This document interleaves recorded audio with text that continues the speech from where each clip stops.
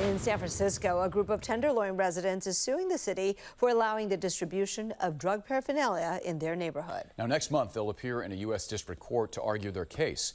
ABC 7 News Building a Better Bay Area reporter Leanne Melendez here with the lawsuit that seeks to change the outcome for this troubled neighborhood. What's going on? Yeah, well, and let me tell you something before I forget. You know that the Tenderloin has the highest concentration of children in all of San Francisco. I'm surprised. Yeah, 3,500 children. Wow. So that's important to mention. Listen, the city has been sued before by Tenderloin residents and businesses for the illegal drug use on the streets. This lawsuit is only the second where they use the California Disability Persons Act as an argument. A conversation with a Tenderloin resident can be, at times, unconventional. I mean, there was a dead body underneath my window in February. Howard Stone says watching people overdosing in the Tenderloin is heartbreaking, but something you learn to accept.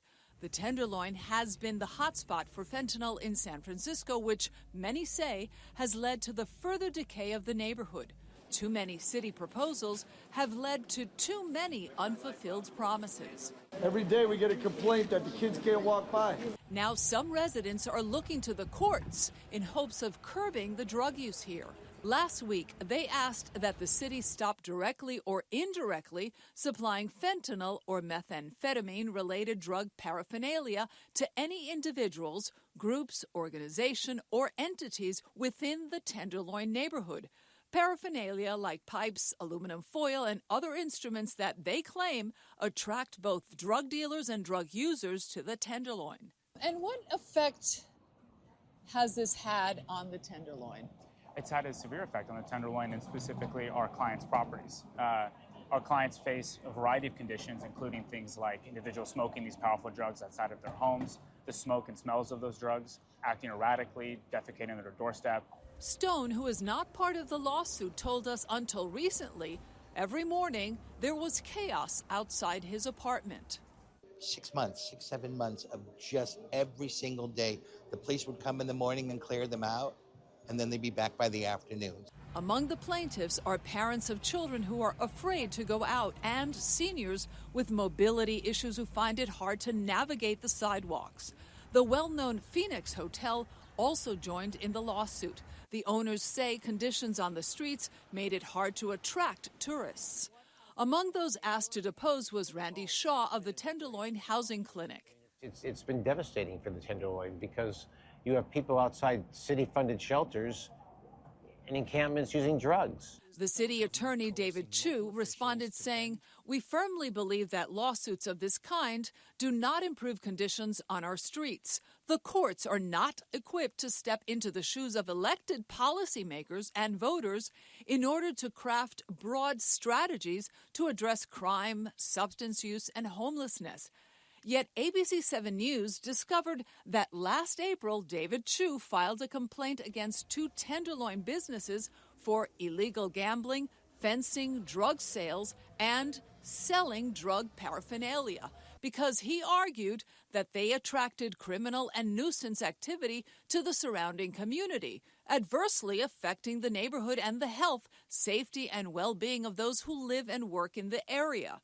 Ironically, the same reasons used today by residents of the Tenderloin who want the city to stop allowing the distribution of drug paraphernalia by nonprofits. The stigma and barriers caused by this overregulation. Dr. Hillary Coonens, a top official at the San Francisco Health Department, also deposed.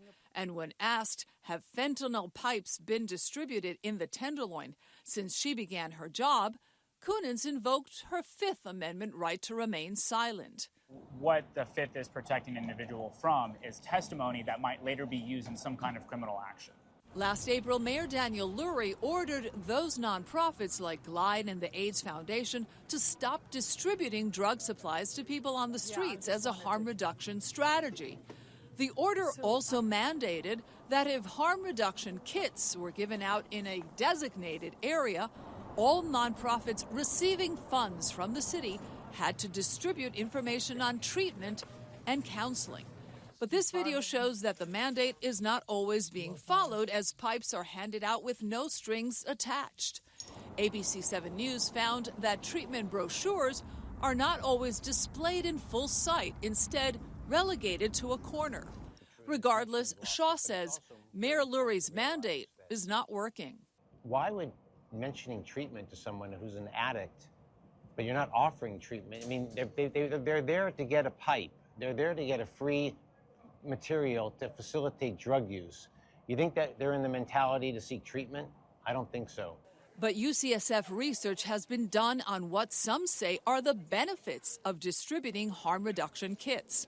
Without access to clean foil and pipes, Dr. Daniel Ciccaroni told us last year that there is a higher risk of overdoses because of the fentanyl that accumulates after multiple uses. This residue it remains bioactive. Even though it looks burnt, it's the sugars that are in the filler, if you will, that's burnt.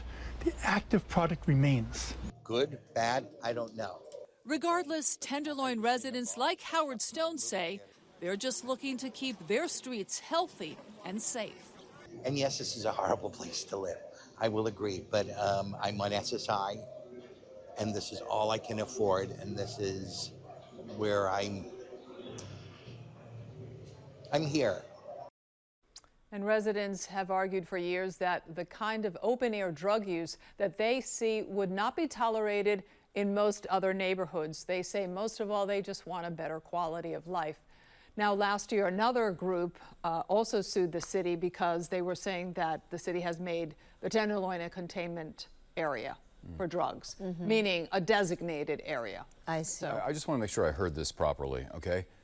Three city officials took the Fifth Amendment to make sure they would not incriminate themselves. That's right. They would stay silent rather than say what they actually did on their jobs. That's right. And these are three people who have in the past supported harm reduction programs.